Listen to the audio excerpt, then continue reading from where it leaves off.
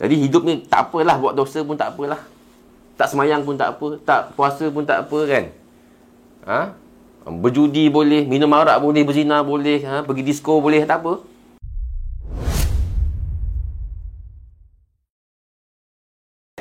Kemudian Allah Ta'ala berfirman tadi, la in asyrakta, dan sesungguhnya jika kamu mensyirikkan Allah, la yahbatanna amaluk, akan pastilah sia-sia amalan-amalan kamu.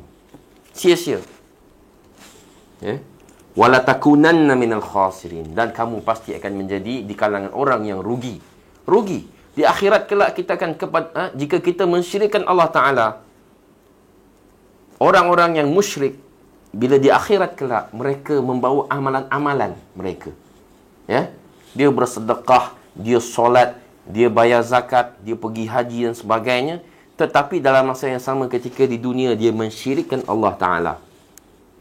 Dia percaya kepada bomoh misalnya, ataupun dia percaya kepada tangkal, azimah, apa lagi, horoskop dan sebagainya, yang boleh membawa kepada dosa besar, yakni syirik besar, yang boleh membawa kepada perbuatan kufur tanpa dia sedar, maka sia-sia amalan ni habis.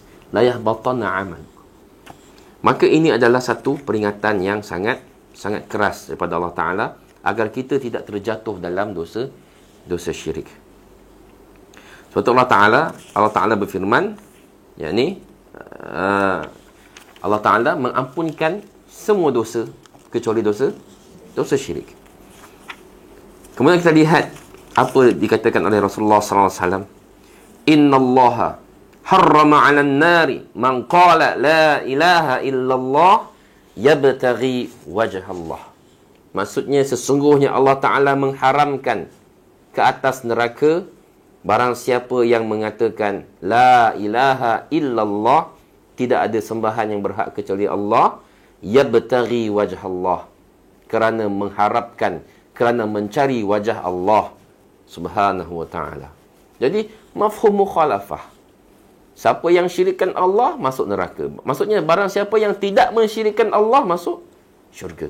Jadi sebab tu kita tak katakan tajuk ni tahqiqut tauhid. Benar-benar mengesakan Allah Ta'ala. Menjauhi segala syirik. Menjauhi segala syirik sama ada besar ataupun kecil. Sebab itu tauhid ini, bila kita kata asyhadu an la ilaha illallah, kita kata la ilaha illallah, bukan sekadar ucapan, tetapi perlulah diiringi dengan apa dia? Ilmu. Lepas tu orang-orang kafir, kalau dia kata la ilaha illallah, la ilaha illallah, dia tak faham maksudnya, dia tak tahu pengertiannya, berguna ke tidak ungkapan la ilaha illallah tadi? Tak berguna.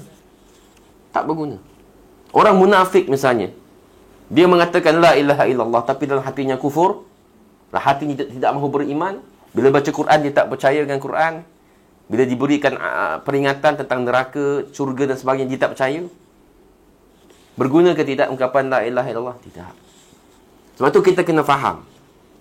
Pada satu hadis yang Nabi Rasulullah SAW mengatakan, barang siapa yang perkataan terakhirnya sebelum dia mati, sebelum dia meninggal, dia kata la ilaha illallah, maka dia masuk syurga.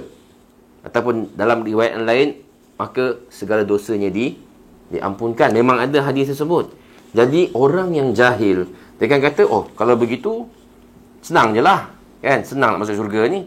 Tunggu mati, sebelum mati baca la ilaha illallah. Jadi hidup ni tak apalah, buat dosa pun tak apalah, tak semayang pun tak apa, tak puasa pun tak apa kan. Berjudi boleh, minum arak boleh, berzina boleh, pergi disko boleh, tak apa. Nanti kita dekat-dekat nak mati sebut la ilaha illallah. Adakah begitu? Tak.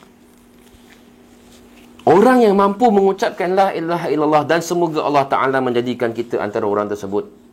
Semoga kita dijadikan Allah sebagai orang yang sempat mengucapkan la ilaha illallah. Ialah orang yang sepanjang hidup dia mengerti pengertian ini. Dia mengerti kalimah la ilaha illallah dengan sebenar-benarnya. Jadi ini yang pertama-tama sekali. Sebab tu bila orang nak masuk Islam, kita bagi tahu kat dia, kau betul nak masuk Islam, ucapkan la ilaha illallah. Dan bagi faham kat dia apa maksud la ilaha illallah. Ya, bukan pengertian yang kadang-kadang orang setengah golongan dia salah pengertian pula. Dia kata la ilaha illallah ni maksudnya tidak ada Tuhan yang menciptakan selain Allah. Tidak ada Tuhan yang mengatur rezeki selain Allah. Salah tu. Ya betul, maknanya betul. Jadi bila kita kata tak ada Tuhan pencipta selain Allah, ya betul. Itu tidak ada penafian. Yang kita kata la ilaha illallah itu maknanya bukan begitu. Ilah maksudnya sembahan. Sembahan ni bukan maksud kita sujud, kita rukuk saja semata-mata. Tak. Bahkan ulama menyebutkan ibadah ini terbagi pada tiga. Apa dia? Ibadah hati, lisan, perbuatan. Hati apa dia ibadah hati? Apa dia ibadah hati? Niat, ikhlas. Apa lagi? Tawakul. Apa lagi? Raja, pengharapan. Raghbah, pengharapan. Rahbah, takut pada Allah Ta'ala. Khasyah, takut pada Allah. Cemas, takut dengan azab Allah. Takut dengan kebesaran Allah. Apa lagi? Khauf, takut. Takut dengan azab Allah Ta'ala dan sebagainya. Itu semua ibadah hati. Perbuatan, solat, bayar zakat, pergi haji, sedekah, tolong orang, dan sebagainya. Kemudian perkataan, zikir, doa, baca Quran. Itu semua ibadah. Jadi kita kena faham bahawa ibadah ini merangkumi semua perbuatan kita. Bukan setakat tidak ada Tuhan yang sembah kecuali Allah Ta'ala, tapi pakai tangkal, pakai azimat. Kenapa kita pakai azimat? Maksudnya tawakal kita tak pada Allah Ta'ala lah. Tawakal kita pada azimat tadi. Kita kata la ilaha illallah, tapi kita pakai azimat. Kita kata, yang ni tak ada, yang ni saya pakai ni untuk jaga diri. Siapa yang jaga kita? Ini bahaya. Sebab tu bila saya biasanya kalau tengok orang pakai tangkal, saya akan bagi tahu cepat. Baru-baru ni ada di surau tempat saya, ada seorang warga Bangladesh. Baru sampai. Dia baru sampai ke Malaysia baru lebih kurang seminggu kan masa tu. Saya nampak di surau ni, dia semayang. Baru lepas solat berjemaah, solat maghrib. Saya nampak dia pakai t-shirt, ada satu gelang, ada apa namanya, tali warna hitam diikat di sini. Kemudian macam ada loket kecil. Lepas tu saya kata kat dia, bang, ini apa? Dia kata dia tak faham bahasa Melayu. Okay, what is this? Saya kata, don't understand. What is this? What is this? Dia tak faham. Tapi alhamdulillah ada seorang orang Bangladesh yang lain yang boleh cakap English. Saya cakap kat dia, bang, tolong cakap kat dia, yang ni tak boleh ni. Ni azimat. Jadi dia pun, orang tu pun bagi tahu. Tapi dia macam degil. Dia macam tak percaya. Dia tak boleh nak terima. Dia kata macam, dia enggan nak, dia tak nak buka. Jadi ini muskilah. Satu masalah. Bukan setakat warga Bangladesh je. Benda ni berlaku dalam masyarakat Melayu yang beragama Islam di Malaysia, di Indonesia, di Thailand dan sebagainya. Tangkal kuning. Kuning kan. Tangkal kuning lah. Kain hitam lah kan. Biasanya budak-budak betul. Budak-budak kecil. Dia pin dekat baju lah. Dia pin dekat sini dan sebagainya. Pakaikan gelang lah. Apalah. Lilit kat tali dekat. Ada dulu penyakit apa? Penyakit mata apa kata orang ni?